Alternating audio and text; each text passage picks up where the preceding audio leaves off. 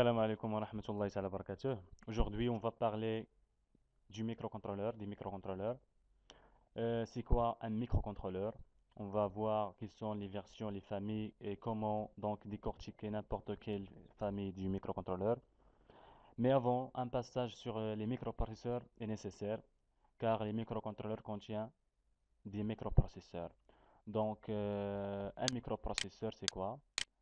Un microprocesseur, c'est un circuit intégré complexe qui analyse les instructions contenues dans un programme et qui assure leur traitement et leur exécution. Le microprocesseur, le microprocesseur, il est normalement construit autour de deux éléments principaux, l'unité du commande et l'unité du traitement. L'unité de commande, son rôle, c'est de chercher l'instruction et de la préparer, chercher l'instruction et la préparer. Donc, depuis le programme, on va chercher l'instruction dans le programme et on va la préparer, la décoder, donc la préparer. Et l'unité de traitement, elle s'intéresse au traitement de ces instructions. Donc, on va parler maintenant, on va voir chaque unité, euh, c'est de quoi il est constitué. On va voir son rôle. J'ai préparé ici quelques photos. Donc, quelques photos. Donc, cette photo parle de l'architecture interne de l'unité de commande. Comme vous voyez, l'unité de commande elle est constituée du programme, du compteur de programme, le PC, d'un séquenceur et d'un registre d'instruction et d'un décodeur d'instruction. Cette unité de commande, on a dit qu'il cherche, il effectue la recherche de l'instruction de le programme. D'accord? Un programme supposé déjà programmé, qui assure donc une fonction précise. Donc, l'unité de commande, son rôle est de chercher l'instruction à exécuter, de la préparer pour pour la passer à l'unité de traitement pour assurer leur exécution. Donc, le programme counter, c'est un compteur de programme, c'est un registre qui contient l'adresse de l'instruction suivante. D'accord? Supposons que notre programme il consiste de ces trois instructions. Supposons que nous exécutons la première instruction. Dans le programme, dans le compteur de programme, on aura l'adresse de l'instruction suivante. De cette instruction, on aura l'adresse de cette instruction dans le programme counter, dans le compteur de programme. Donc on est là. Et l'instruction suivante, c'est son adresse, elle est stockée dans le programme counter, dans le compteur de programme. D'accord. On va continuer. On a le programme, quand on a parlé du programme counter, on a aussi, une fois on a chargé, on a trouvé l'instruction à exécuter, on va la stocker dans le registre d'instruction. Et cette instruction sera décodée pour l'exécution. Comme vous savez, les instructions, il faut qu'elles se décodent en binaire pour, assurer son exécution. Donc, il nous reste le séquenceur. Le séquenceur, il nous permet de synchroniser ces tâches effectuées par le programme counter et le décodage. Donc, il synchronise. C'est un séquenceur. Il va synchroniser les tâches effectuées par cette unité de commande. Et on va passer à l'unité de traitement. L'unité de traitement constituée d'un accumulateur, registre d'état, unité arithmétique et logique et un registre de données. Voilà. Donc l'accumulateur, c'est un registre accumulateur. Il est dédié pour le stockage de données. C'est un accumulateur, c'est un registre 8 bits. Le registre d'état, c'est un registre aussi à 8 bits, mais on ne peut pas stocker à l'intérieur de ce registre.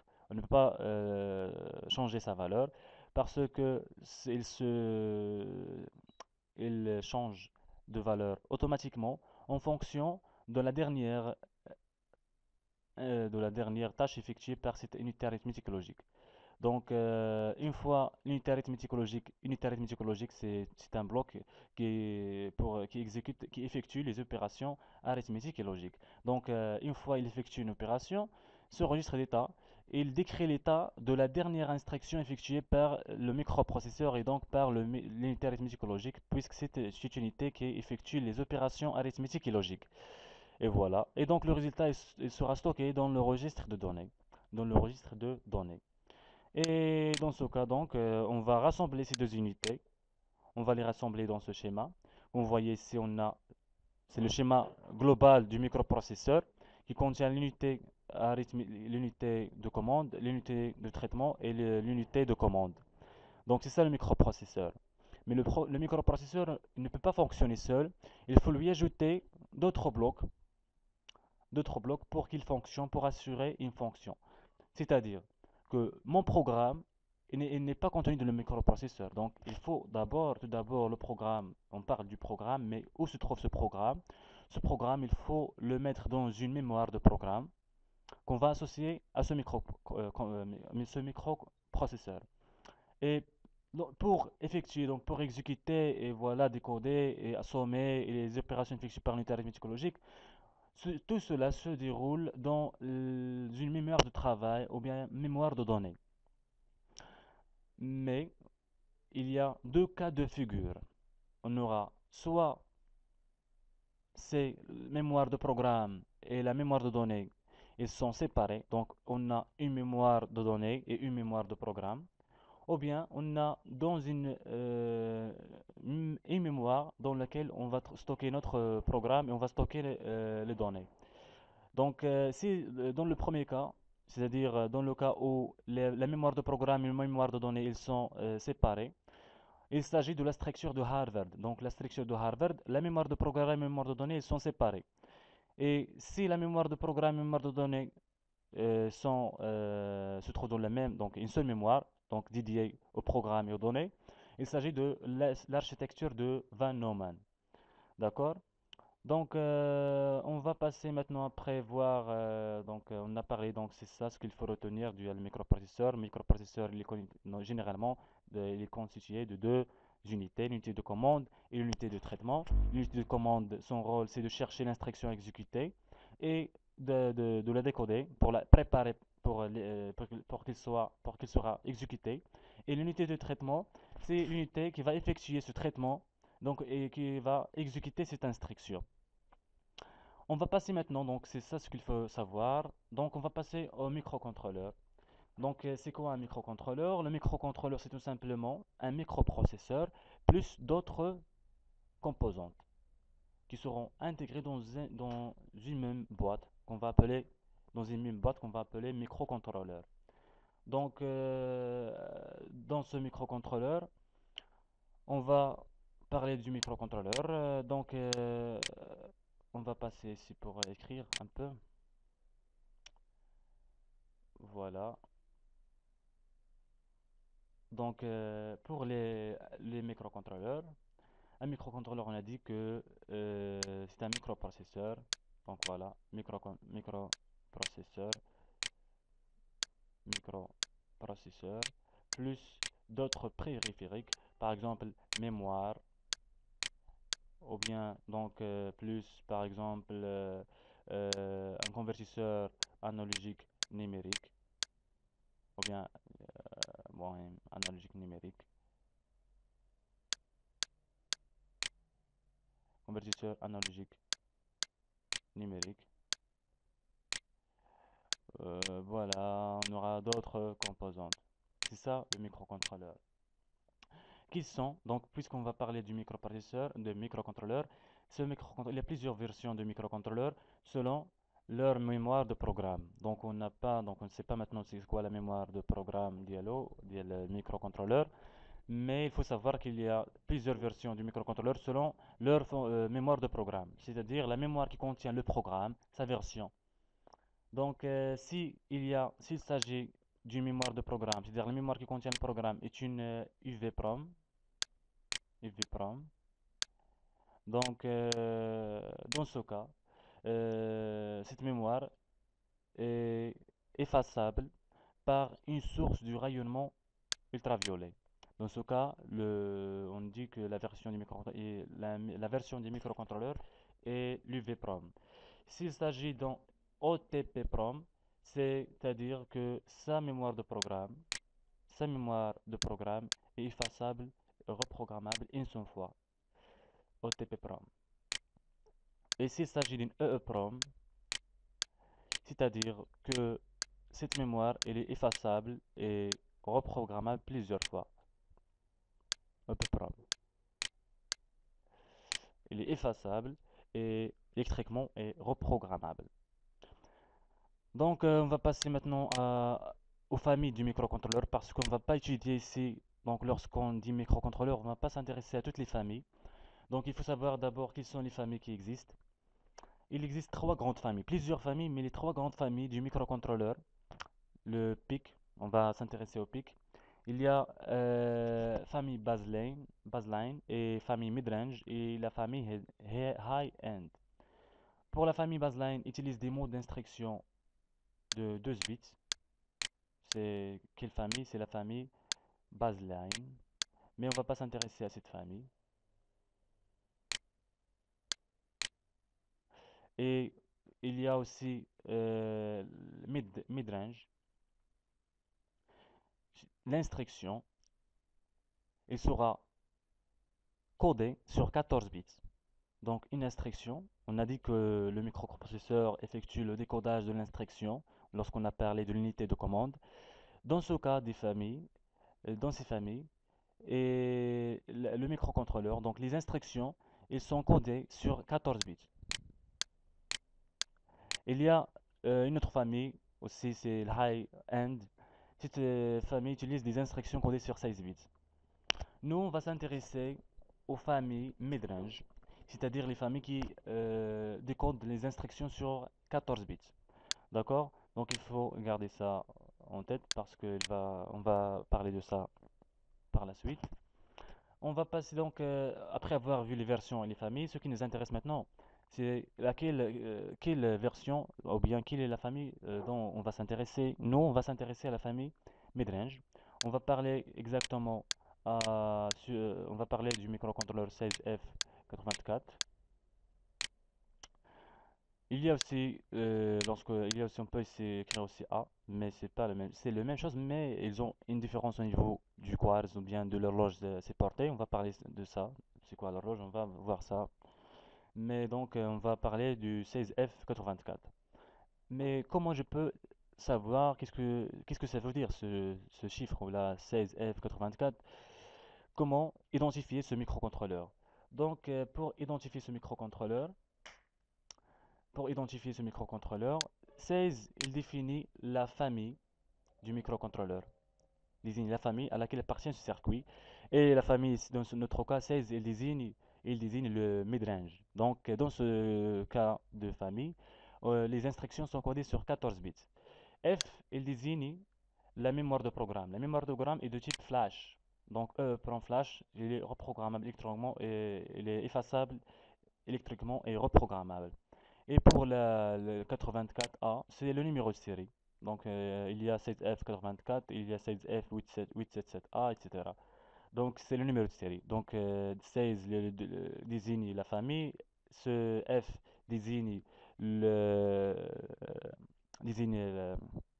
la nature de la mémoire programme et le numéro de série c'est le 84. Donc, nous, puisqu'on va s'intéresser au microcontrôleur, le 16F84A, on va passer donc au brochage du microcontrôleur 16F877, 16F84. On va parler de ce microcontrôleur. Voilà, voici le brochage de ce microcontrôleur. Voilà, donc on va fermer ça.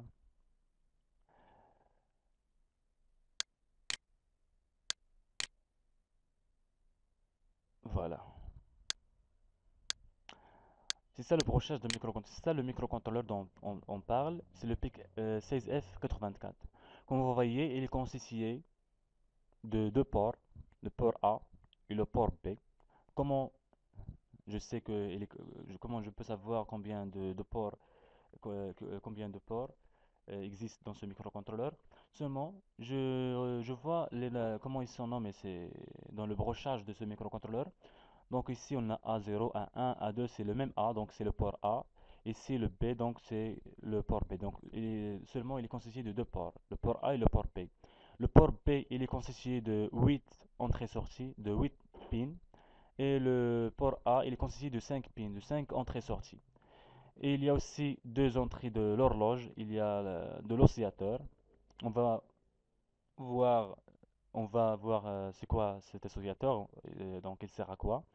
Il y a le M-Clear, c'est le reset, pour redémarrer le microcontrôleur. Il est utilisé souvent dans le cas du blocage du microcontrôleur. Donc, lorsqu'il exécute le programme spécifié, donc il exécute le programme, il se peut qu'il se bloque. Alors, s'il se bloque, vous pouvez le redémarrer. Donc, lorsque vous cliquez sur M-Clear, lorsque vous mettez cette entrée-sortie à zéro, parce que c'est M-Clear bar, donc il est actif à l'état bas. Lorsque vous mettez ces 0, il sera redémarré. Le microcontrôleur redémarre l'exécution du programme depuis le début, donc depuis la première instruction. Et le VCC et le VDD, c'est pour l'alimentation. Le VDD, ils vont mettre donc c'est 5 volts et 0 volts. Donc on ne peut pas dépasser donc ces tensions, il faut respecter. Donc il faut assurer une tension stable à 5 volts. Et pour cela, il faut l'alimenter. Il y a un bloc d'alimentation qu'on va le voir. Donc, il faut assurer 5 volts. Sinon, vous pouvez aussi utiliser un port, donc le clé, donc un autre support, donc dans un support USB, donc car il débute 5 volts. Donc, vous entrez le câble, vous branchez le câble dans votre PC et vous coupez l'autre extrémité du câble et vous pouvez alimenter votre microcontrôleur parce que il génère 5 volts. Donc, soit donc vous branchez donc, et vous combinez les composantes et vous préparez le bloc d'alimentation qu'on va le voir par la suite. Mais avant, je veux parler on a parlé de l'oscillateur, il sert à quoi?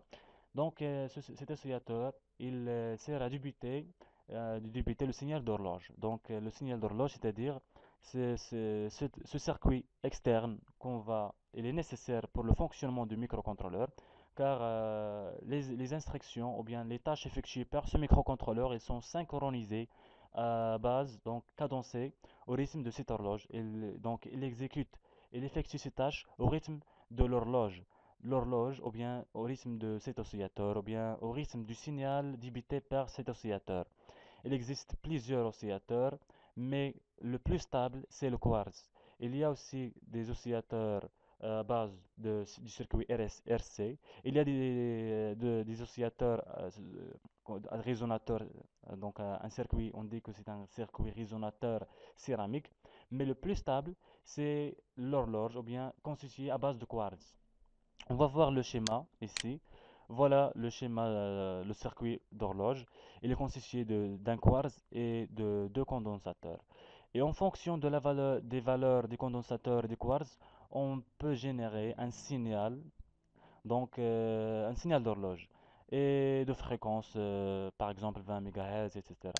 Mais il faut faire attention que chaque microcontrôleur, il a un intervalle dans lequel donc un intervalle de fréquence qu'il supporte. Donc il ne supporte pas n'importe quelle fréquence, donc il faut lui donner une fréquence donc supportée. Et pour savoir quelle est la fréquence supportée par ce maximal, supportée par ce microcontrôleur, il faut voir son datasheet.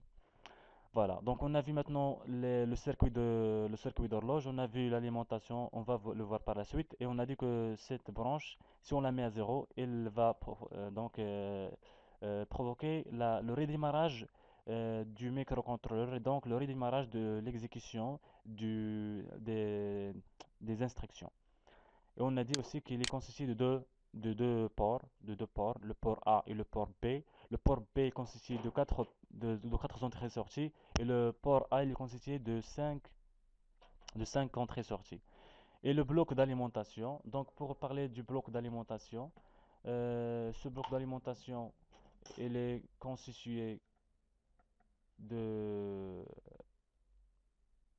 il est constitué d'un transformateur qui va transformer euh, 220 volts à 9 volts sinusoïdal alternatif et qu'on va la brancher à un pont de Graves consiste de 4 pans de 4 diodes qui vont effectuer le redressement double alternance et de deux condensateurs qui vont pour le filtrage et qu'on va les brancher à un régulateur, le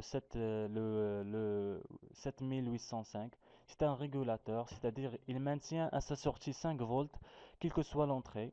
Donc il débute à sa sortie une tension stable, 5 volts. Quel que soit, donc même si l'entrée il varie. Donc même s'il varie, il va maintenir 5 volts, tant qu'il est supérieur à 5 volts. Donc puisqu'on a ici 9 volts, ce régulateur il va maintenir à sa sortie une tension stable, 5 volts, même si l'entrée varie. Après, on va voir l'architecture, on va parler de l'architecture interne du microcontrôleur. L'architecture interne du microcontrôleur, de ce microcontrôleur, comme vous voyez, il est constitué de deux ports, le port A et le port P. Il est constitué d'un microprocesseur, on a déjà vu ça, on a déjà parlé de l'unité arithmétique logique, on a déjà parlé du registre d'état, le statut, donc on a déjà parlé d'instruction, de registre d'instruction et le décodeur d'instruction. Mais ce qu'ils ajoutent, une mémoire de programme, une mémoire de données, la RAM, c'est la mémoire de données, la RAM, parce qu'il est effaçable. Une fois qu'il n'est pas alimenté, tout le contenu sera perdu, donc il sera effacé.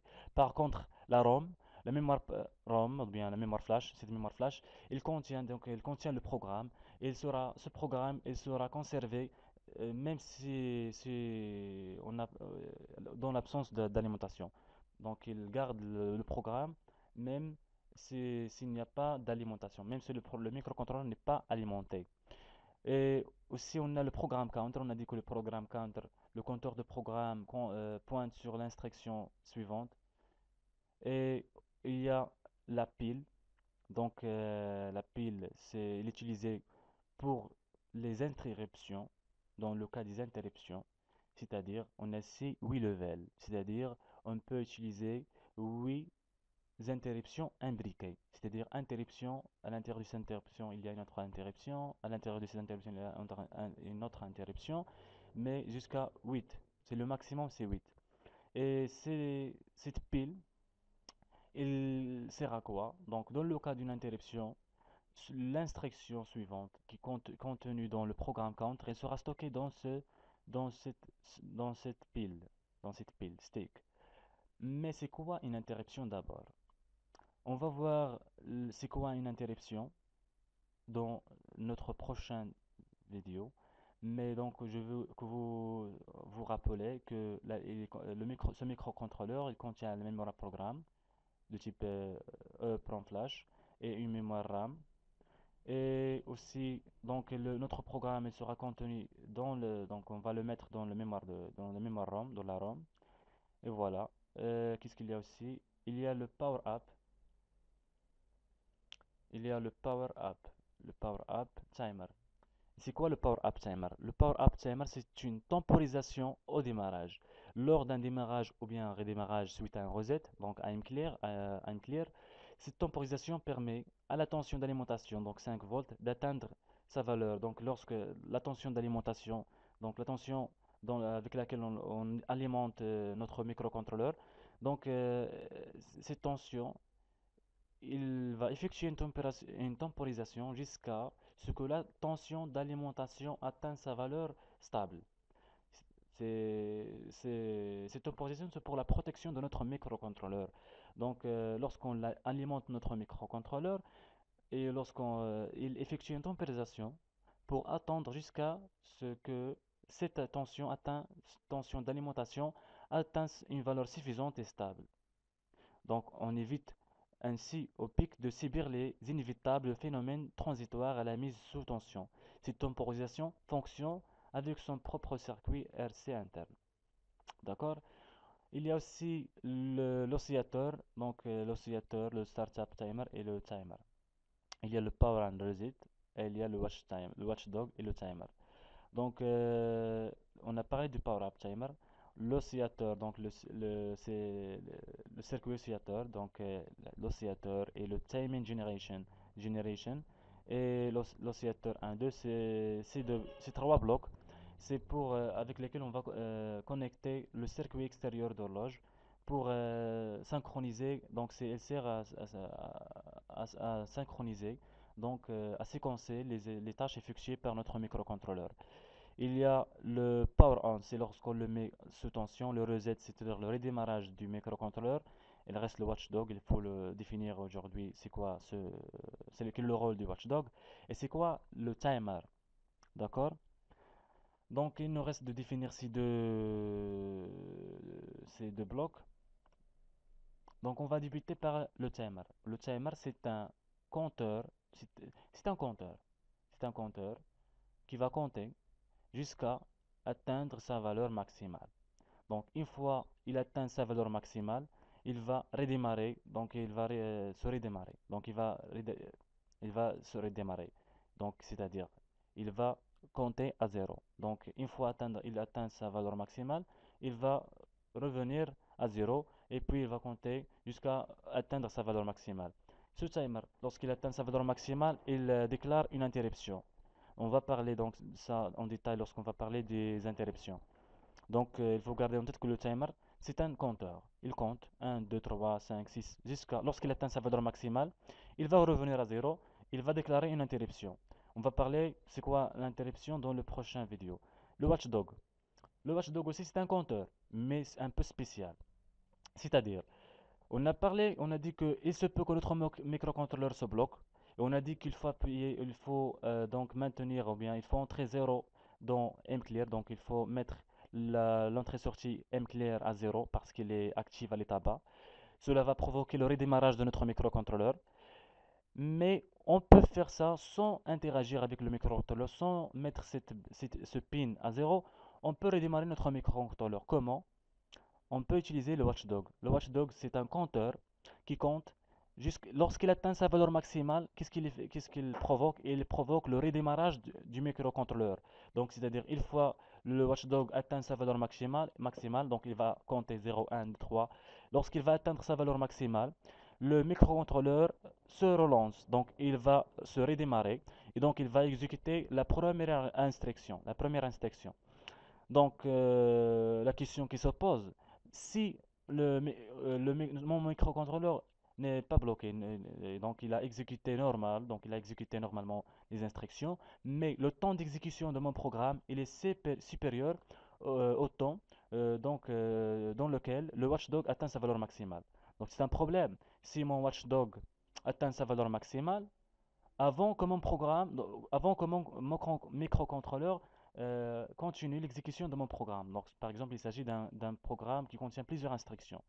Donc, dans ce cas, il faut savoir que dans mon programme, je vais mettre une instruction de remise à zéro de ce watchdog. C'est-à-dire que je vais mettre à zéro ce watchdog à la fin de mon programme. C'est-à-dire que dans mon programme, la dernière instruction, je vais mettre mclear. Clear, clear watchdog. Cette instruction, il a un rôle très important, c'est de remettre à zéro mon watchdog. Donc ce compteur, il va la mettre à zéro et donc il ne va pas atteindre sa valeur maximale. Mais ça ne va pas résoudre mon problème si le temps d'exécution de mon programme est supérieur au temps dans lequel mon watchdog atteint sa valeur maximale. Dans ce cas, il faut savoir que mon watchdog, je peux le manipuler, donc je peux préciser le temps, donc euh, le pas, donc le pas entre deux incrémentations successives. Donc le temps entre zéro et le pas suivant, c'est-à-dire 1, 1. Donc le temps qui sépare deux, deux pas du watchdog, je peux le manipuler. Et donc je peux augmenter ou bien diminuer le temps nécessaire pour que le watchdog atteigne sa valeur maximale. D'accord? Et j'espère que j'ai dit tout, donc que j'ai parlé de tous les blocs, donc tout ce qui est nécessaire. Et la prochaine vidéo, on va parler des interruptions, Inch'Allah, et on va parler aussi de comment transférer mon programme à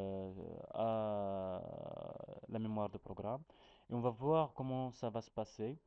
Et on va voir les logiciels qu'on va